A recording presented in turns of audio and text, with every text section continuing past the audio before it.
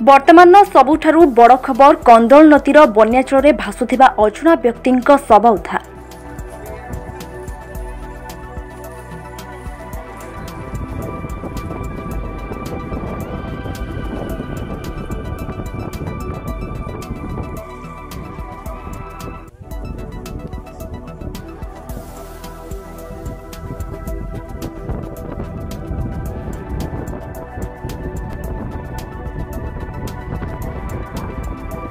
नियाली थाना नाटी निकटरू नियाली थाना पुलिस और फायर करिले अजଣା व्यक्तिଙ୍କ शव उद्धार। शवटी केउठु आसिला एवं शवटी कहार ता एपर्यंत स्पष्ट होई नहीं।